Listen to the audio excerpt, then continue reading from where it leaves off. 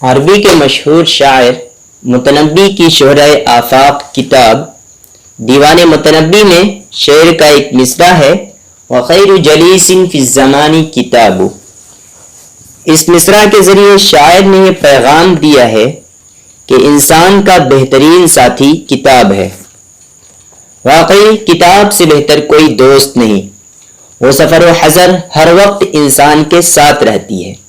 وہ خاموش ضرور رہتی ہے پر انسان کو بولنے کا ہنر سکھاتی ہے، زندگی گزارنے کے طور طریقوں سے آگاہ کرتی ہے اور رہنے سہنے کا ڈھنگ بتلاتی ہے۔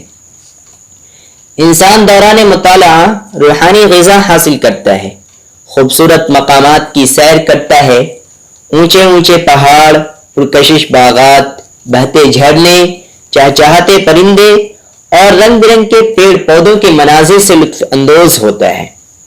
علمی اور آفاقی شخصیات سے خواہ وہ مقید حیات ہوں یا قبر کی گود میں ملاقات کرتا ہے، ان سے باتیں کرتا ہے، ان کے افکار و نظریات کو جانتا ہے، اپنی معلومات میں اضافہ کرتا ہے اور ان کی طرح اپنے آپ کو بنانے کی کوشش کرتا ہے۔ غرض یہ کہ کتاب انسان کا بہترین رفیق ہے، وہ ہر وقت اور ہر جگہ اس کے کام آتی ہے، تو ہمیں بھی چاہیے کہ ہم اس کی دوستی اور رفاقت کا خیال رکھیں۔ چنانچہ آج میں آپ کے سامنے ایک ایسے ہی دوست اور ایک ایسے ہی رفیق کا تذکرہ کرنے جا رہا ہوں کہ جس کا نام سنتے ہی آپ اس سے دوستی کرنے کی خواہش کریں گے اور اسے اپنے باہوں سے لگانے کی کوشش کریں گے۔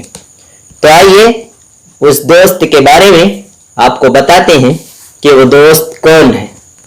وہ دوست ماہنامہ النخیل کراچی کا مطالعہ نمبر ہے، جسے کتابی شکل دے دی گئی ہے اور اس کا نام رکھا گیا ہے یادگار زمانہ شخصیات کا احوال مطالعہ۔ 832 صفحات پر مشتمل اس خصوصی شمارے میں 80 علماء کرام اور دانشوران اعظام نے اپنی مطالعاتی زندگی کا بہترین تجربہ اور نچوڑ پیش کیا ہے، جو قلمکاران کے لیے ایک دستاویز کی حیثیت رکھتا ہے، نیز طلبہ علوم اسلامیہ کو مطالعہ پر مہمیز دینے کے لیے بھی لاجواب اور بے نظیر ہے۔ واضح رہے کہ یہ کتاب مدیر ماہنامہ النخیل کے سوالوں کے جواب کے تحت تیار کی گئی ہے۔ تو آئیے میں آپ کے سامنے ان سوالوں کو ذکر کرتا ہوں جو مدیر صاحب نے مختلف اہل علم شخصیات سے کیے تھے۔ وہ 5 سوال ہیں۔ پہلا سوال ہے کہ آپ کے اندر ذوق مطالعہ کب نمایاں طور پر پیدا ہوا؟ آغاز کیسے ہوا؟ اس کی نشو و نما کس طرح ہوئی؟ خاندانی نظام تربیت کا اثر کہاں تک ہوا؟ دوسرا سوال ہے کہ کون سی شخصیتیں تھیں جنہوں نے آپ کے ذوق مطالعہ کو مہمیز کیا اور اس سفر میں آپ کی رہنمائی کی؟ آپ کے مطالعہ کے مختلف ادوار کیا رہے؟ پسندیدہ موضوعات اور ذوق میں ارتقائی تبدیلیاں کیسے کیسے ہوئیں؟ سوال نمبر 3، آپ کے پسندیدہ مصنفین، آپ کی پسندیدہ کتابیں، آپ کے پسندیدہ رسائل، پسندیدہ افسانہ نگار، کالم نگار اور پسندیدہ مزاح اور طنز نگار کون ہیں؟ چوتھا سوال، عام طور پر مطالعہ کے اوقات کیا ہوتے ہیں؟ رفتار مطالعہ کیا ہوتی ہے؟ کیا دوران سفر بھی مطالعہ کرتے ہیں؟ پانچواں سوال، نئے لکھاریوں اور قارئین کے لیے مطالعہ کے سلسلے میں کیا طریقہ کار ہونا چاہیے؟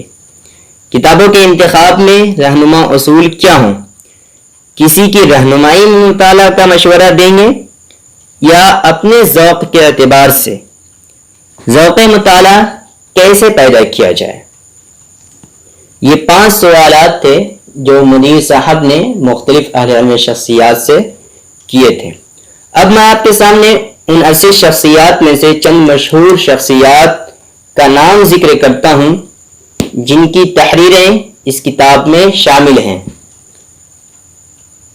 مولانا سید محمد رابع حسنی ندوی، مولانا خالد سیف اللہ رحمانی، مولانا سعید الرحمن اعظمی، مولانا نسیم اختر شاہ قیصر، مولانا ولی رحمانی، شیخ الاسلام مفتی محمد تقی عثمانی، مولانا محمد سلمان بجنولی، مولانا محمد حذیفہ وستانوی، ڈاکٹر یاسر ندیم الواجدی اور مولانا محمد سفیان قاسمی و مولانا خلیل الرحمن سجاد نعمانی صاحب۔